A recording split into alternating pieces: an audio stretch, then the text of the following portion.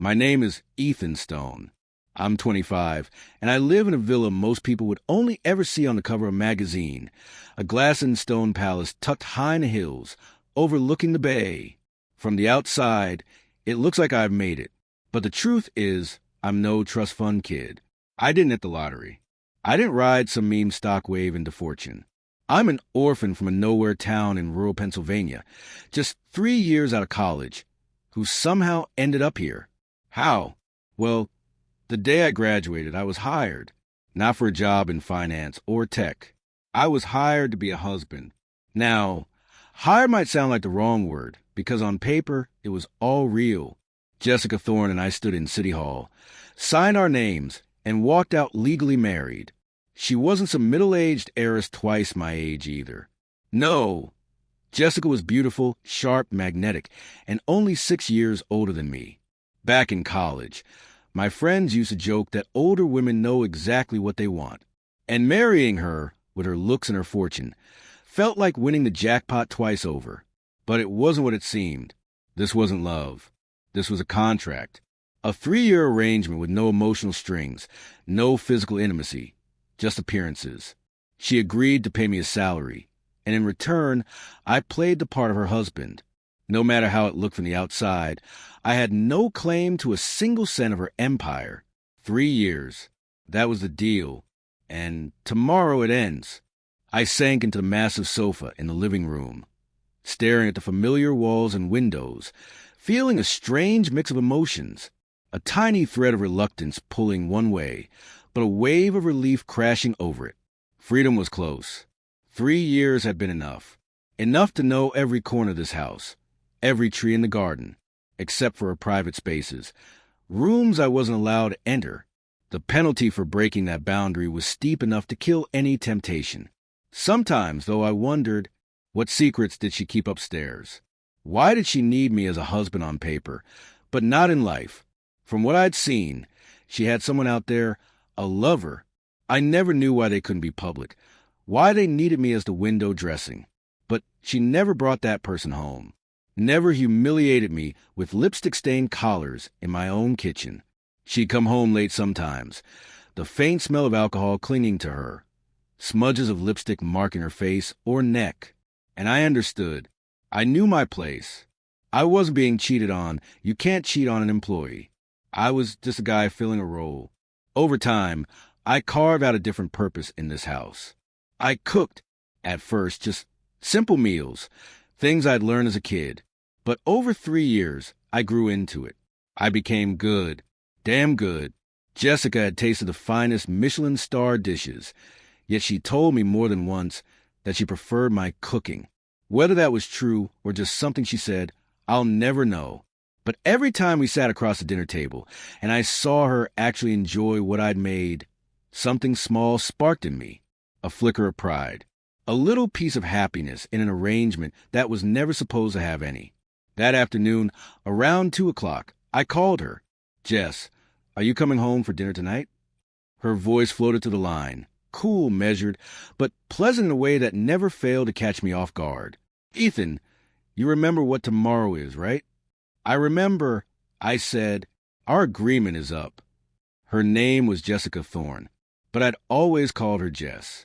"Good. As long as you remember." She paused, just long enough to make me wonder what else she wasn't saying. Then her tone shifted, softer, maybe even thoughtful. "Tonight, make a few extra dishes. We'll have a drink together. A farewell. Even. Controlled." But underneath, I heard something else. Something I couldn't quite name. And for the first time in a while, I realized my own feelings weren't as calm as I'd expected. Because when you live under the same roof as someone for 3 years, even if it's just business, you feel something. You can't help it. People form attachments to pets, to plants. And here I was, standing on the edge of walking away from Jess forever, with a lump in my throat I couldn't swallow down. "Hello? Did you hear me, Ethan?" Her voice snapped me back. "Oh, yeah, Jess. I got it," I said quickly. "Okay, that's it then. I'm busy. I might be home late." And just like that, she hung up. I shook it off, grabbed my keys, and headed out. The grocery run didn't take long. The market was far, but the real reason I was late was because I stopped by the Southside Youth Center. They were having an event, and the director had invited me. I'd first connected with the place during University Volunteer Day, and ever since, I'd gone back whenever I could. Those kids meant something to me, more than Jessica probably ever knew. By the time I returned, it was pushing 5. Dinner had to be quick, given the occasion. Maybe I should have gone for candlelight, music, something romantic, a final performance for our 3-year play. But it didn't feel right. The first meal I ever cooked for her had meant more. So instead, I remade it, those simple dishes, with a few of her newer favorites added in. The wine cellar downstairs had plenty of bottles to choose from. I didn't even need to think about that. By 7 o'clock, the food was ready. The house smelled warm alive, but Jessica wasn't home yet. So I went back to my room and started packing. At 7:30, her voice called out, "Ethan!" I froze for a second, the shirt I'd been folding slipping from my hands. She was here. When I stepped out, I saw her in the entryway, framed by the open door. Her secretary stood at her side, and behind them, the woman who served as both her driver and her bodyguard. Familiar faces, part of her world. But never mind. All right, thank you both. You can go home. Pick me up early tomorrow, Jessica said, waving them off with a casual authority. Yes, Miss Thorne, they replied in unison before slipping out into the night. Then it was just us. She looked at me, her eyes unreadable, her voice calm. I'm going upstairs to change. You can get dinner ready. And just like that, she disappeared up the staircase, leaving me in the quiet hum of the villa, standing between what we'd been and whatever tomorrow was about to bring. I laid out the dishes on the dining table, set the places, and waited. Jessica came down not long after, dressed casually this time, flat slippers on her feet, her hair loose around her shoulders. Without the armor of her corporate look, she seemed younger, softer, almost like another version of herself. Jess, I said, standing up. Sit. She waved me off with a small smile, drifting toward the wine cellar. She scanned the shelves with practiced ease before selecting a bottle of Napa Cabernet, rich and smooth. Let me get that. I offered, stepping forward. She handed it over without protest. Ethan, she said as I worked the cork, time flies, doesn't it? 3 years, gone just like that. Her voice carried something I didn't usually hear from her, a shade of melancholy. She lifted her glass. You've done a great job. I want to thank you. Not at all, Jess. If anything, I should be the one thanking you for everything these past 3 years. I answered quickly, raising my own glass to meet hers. She let out a soft laugh. Just don't blame me later. After tomorrow, you'll officially be divorced. I won't, I replied, smiling faintly. No one to answer to but myself. That doesn't sound so bad. The truth was, I wasn't worried. With the 7-figure payment she'd agreed to, I could go back home and buy a house, a car, and still have plenty left over. At 25, in decent shape, no family baggage or in-law drama, I wasn't exactly prime real estate, but I wasn't invisible either. Still, I had no plans to jump into anything serious anytime soon. What about you, Ethan? What are your plans after this? If you need help with your career, just say the word. Her tone that night was unusually warm, gentle even. Maybe it was guilt. Maybe she was just trying to soften the edges of goodbye. I'm thinking of traveling, I said. See the country. Maybe even go abroad if I get the chance. That sounds nice, she replied with a small nod, as if she really meant it. Dinner stretched past 8. We finished a bottle, every last drop. Later, after I cleared the plates, I found her on the living room sofa, TV on, something rare for her. One of those prestige dramas about a wealthy family tearing itself apart. Ethan, come sit, she said, patting the cushion beside her. Instead, I carried over a fruit platter I'd just sliced and sat across from her. You've already packed? She asked, her eyes flicking toward me in that way that told me she'd passed my room. Yeah, I admitted. You weren't home, and I didn't have much else to do. It's been a while since I heard you play, she said suddenly. Go get your guitar. Play something for me. It wasn't a request. Orders from Jess never were. I brought the guitar out, tuned it, and asked, "What do you want to hear?" "Anything," she said softly, switching off the TV.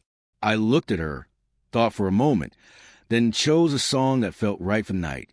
As I strummed, her expression shifted, her usual composure giving way to something hazy, thoughtful, almost sad.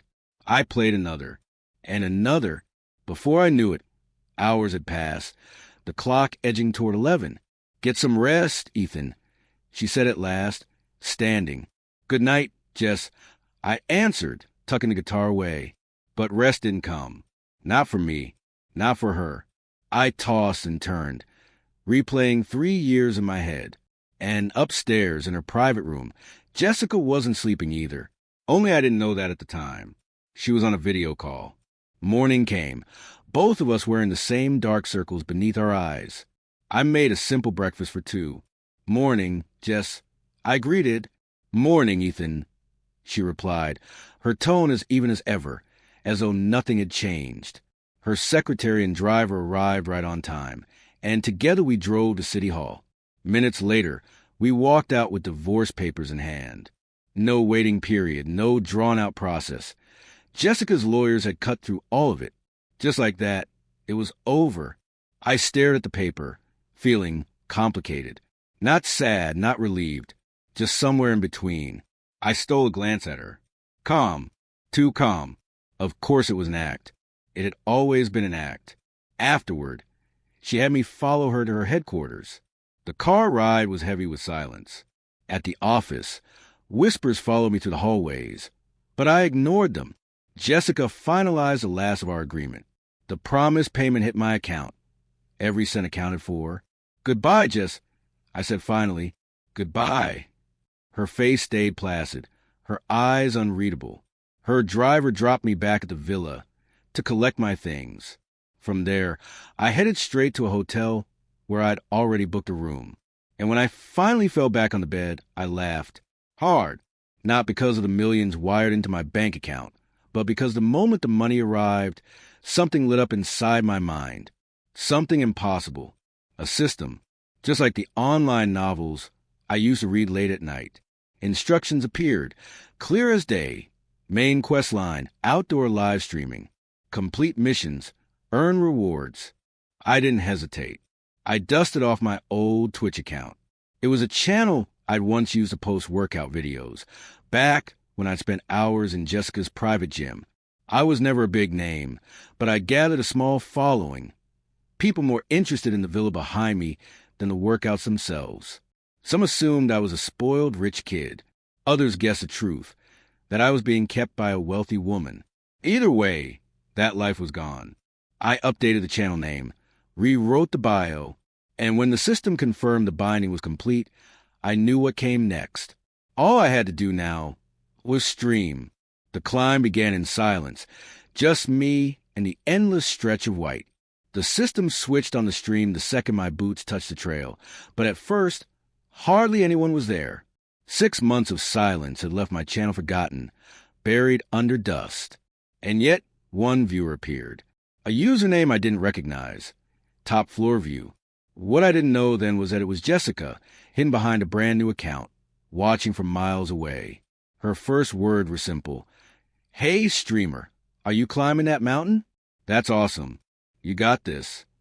Just a line of encouragement, but it landed like a spark in the cold. Then came a small donation. I thanked her on stream, not realizing I was speaking to my ex-wife. As I pushed higher, fighting altitude and biting wind, she stayed. Message after message, donation after donation. Her presence pulled in others. Slowly, the chat began to fill, like strangers gathering around a campfire. By the time I reached the halfway point, 100 people were watching, and at the top of the leaderboard sat Jessica, disguised but steady, cheering me on more than anyone else. When I finally reached the summit, she lit up the screen with the platform's biggest gifts, showering the climb in fireworks of digital confetti. Hundreds of new viewers poured in. The system whispered the next step, dropped the volcanic rock into the crater, then put on the skis. I hadn't skied seriously since college, and even then I was barely decent. But when I strapped on the gear, something inside me shifted. The system had given me its first reward, expert-level skiing. Suddenly, I wasn't just a man on a mountain. I was someone who belonged there. Without hesitation, I pushed off the peak. The wind tore past my face, but it didn't feel cold. It felt alive, electric. The chat went wild as I soared off a ridge, spun midair, and landed like I'd done 1,000 times. Jessica typed in panic, begging me to stop, calling me reckless. But even through her worry, she couldn't look away. For the first time, she saw me not as a man she'd left behind, but as someone entirely new, someone she didn't recognize, yet couldn't ignore. Jessica wasn't about to lose her place. The moment another name climbed too close to the top donor spot, she topped up her account and unleashed a flood of high-value gifts. The chat went wild. Who is this top floor view? A real CEO? That's serious money. But she ignored them all, her eyes fixed only on the screen. On me, sliding down treacherous slopes no sane skier would attempt. From the ranges below, my reckless route stirred alarms. But I reached the base untouched. Mission complete. The system's reward came instantly. My skiing ability shot to master level, and with it, my wealth grew by 1%. 1% might sound small, but with Jessica's avalanche of donations, it meant tens of thousands of dollars. Not bad for a first mission. Back on her end, Jessica finally let out the breath she'd been holding. Thank God he's safe. Her shoulders dropped, her body loosening after hours of tension. For me, safety was relative. The rangers slapped me with a fine for breaking regulations, but I paid without complaint. I wasn't about to linger there any longer. The very next day, I was already flying back to California. But just as I left the airport, a news alert lit my phone. Mount Rainier was rumbling with seismic unrest. A possible eruption. That's when it hit me. The tiny volcanic pebble I had tossed into the crater wasn't so harmless. With the system amplify its effect, I had been the spark. A tourist playing God without ever meaning to. And the world would never know. Later that night, sitting in my hotel room, I pulled up my Twitch dashboard. There she was. Top floor view. New account. Blank profile. Default picture. It had to be her. Jessica. I didn't confront her, didn't ask. I just stared, wondering what it meant that she was still here, quietly in my corner. Then her WhatsApp pinged. Did you make it back safely? I'm back, Jess, I typed. Good. You got out just in time. The volcano's acting up. People got hurt. Her words carried more concern than I ever expected. Our 3-year contract marriage was over, and yet somehow we were closer now than before. She asked me where I was headed next. The system had already chosen for me. Lake Baikal, the world's deepest lake, diving alone into frozen black water. Her reply was immediate. It's freezing up there. Be careful. She didn't try to stop me, just told me to be safe. That was her way. I promised her pictures of snow. She sent back a single emoji, and somehow, that small thing filled me with warmth I hadn't felt in years. 2 weeks later, I was standing on the icy shore Baikal. Paperwork stamped, local officials bribed, dive gear ready. Before I'd even touched the water, there she was, top floor view, the first name in chat. Streamer, are you trying to freeze to death? I smirked and played along. Don't worry, I run hot. Can't freeze me.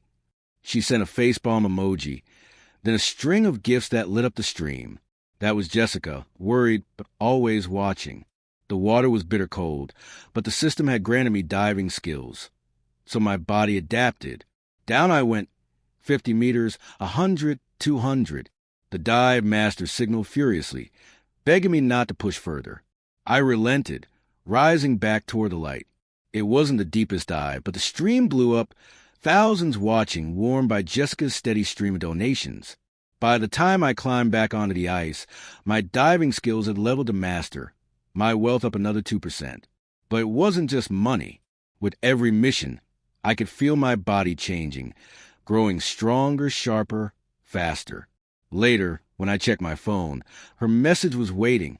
A single word, handsome.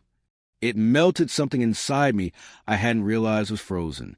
And that was how the year unfolded. Mission after mission. Desert heat, mountain peaks, jungles, oceans. 1 million followers on stream. My body transformed, my wealth multiplied. And through it all, there was always one constant. Top floor view. Always first in the chat. Always the top donor. Always her. Sometimes, others tried to challenge her throne.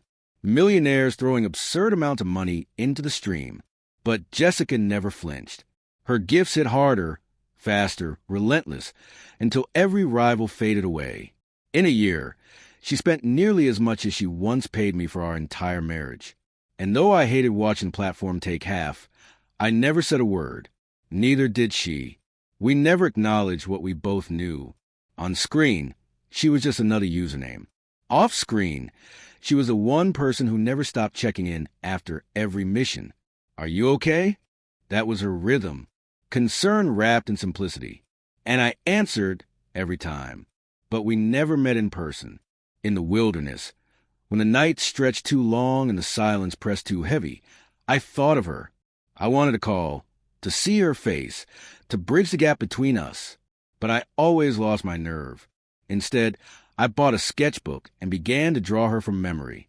Line after line, page after page. She became my anchor, my secret, my cure for loneliness. What I didn't know was that the system was quietly streaming those sketches to her. A private channel. Just for Jessica. A backdoor for my #1 fan. She almost laughed the first time she saw it. My sketch of her face, rough and imperfect, lines too sharp, eyes too heavy. You brat, why are you drawing me in secret? And you even made me look ugly. She muttered at her screen, flustered but also strangely moved. She knew exactly what it meant, even if I didn't. It didn't take long for her to realize. She was the only one watching. The system had locked the stream, made it private. I had no idea she was there. No comments, no chat, just silence. For Jessica, it was like sneaking through a doorway into a part of my soul I never showed anyone. Thrilling, intimate, dangerous. And over that year of watching, she noticed something else, something deeper. I wasn't the same man she had married. The boy she'd once signed a contract with was gone. In his place stood someone harder, sharper, almost superhuman. She knew my old self inside out. She'd vetted me with a background check the way CEOs vet deals. But this new version of me, even she couldn't quite place him. Most of the time, my stream showed nothing glamorous. Just me, walking across lonely roads, carving my way through wilderness, living a life without an audience. And still, she stayed, always watching, always silent. Once, curiosity pulled me through a street lined with neon and temptation, a red light district famous the world over. Jessica's chest tightened when she saw it. Anger flared hot in her veins, her thumb hovering over the call button, ready to scold me from half a world away. But I just kept walking, eyes forward, untouched by what surrounded me. She exhaled in relief. Good boy. Another time, in the remote wild, shadows rose from the trees, muggers. They underestimated me. My body, honed by the system's rewards, reacted before thought. I fought back fast and brutal. And for the first time in my life, I killed. The aftermath hit me like a tidal wave. My stomach turned, and I couldn't eat for days. Jessica saw it all. The blood, the silence that followed. She was terrified, not just for me, but of what the world would do if they discovered me. She wanted to reach out, to comfort, but the system stopped her. It sealed her words, let her type only the simplest of questions. Are you okay? That night, with hands still trembling, I sketched a memory. Her, sick years ago, and me carrying her on my back to the car. My way of telling myself that violence could be justified if it was to protect what mattered. She understood, watching me draw. She felt the depth of my turmoil, and it broke something open inside her. The very next day, during my stream, her username erupted across the screen. Top Floor View unleashed the largest flood of donations the platform had ever seen. It wasn't money. It was her way of saying, I see you, I'm still here. Another year passed. By then, I wasn't just stronger, I was transformed. A master of survival. A man whose wealth had soared into 9 figures. a third of it thanks to her. Then came a mission that would test everything, the Amazon rainforest. When Jessica heard, she begged me not to go. Her messages poured in desperate, frantic. For the first time, she stopped talking to me altogether. Days of silence. And I felt guilt settle heavy in my chest. I promised myself, after this, I'll go home. I'll see her. I'll apologize in person. But before I could leave, Evelyn appeared. Evelyn Reed, the woman I had always believed was Jessica's lover. The truth was far more tangled. Evelyn's younger brother had been Jessica's first love, a boy who died saving her. Her husband, Professor Miles Corbin, had been Jessica's mentor, lost years ago in a vanished expedition. Shared tragedy had tied the two women together, slowly turning comfort into love. Jessica's marriage to me had been nothing more than necessity, a contract for inheritance. And yet, 2 years of watching me through a screen had shifted something in her heart. That shift had opened a rift between her and Evelyn. Desperate not to lose the only anchor she had left, Evelyn made a wild gamble. She wanted me to find her missing husband in the jungle. If I brought him back, she'd step aside. And if I disappeared in the Amazon, just like Miles had, that would solve her problem too. Jessica's fury erupted like fire. Evelyn, the serpent's M, is a death trap. You want Ethan to go in there on foot? Are you insane? Evelyn's voice was calm, steady, but her eyes glistened.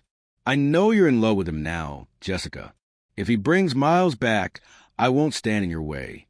Jessica's breath caught, torn between rage and the weight of their history. And even if I am, what gives you the right to threaten me? I'm not threatening you, Evelyn whispered. I'm begging you. Jessica fell silent. Memories pressed heavy on her heart. Finally, she relented. I'll ask him, but if he says no, that's the end of it. And so, as I packed for the rainforest, a message lit my phone. Ethan, have you heard of a place called the Serpent's M? I told her the truth. Yeah, Jess. My route goes right through it. She panicked. You're planning to go through there? Isn't it too dangerous? It's risky, but I'm prepared. I replied. Jess, just tell me what's going on. If there's anything I can do for you, I will.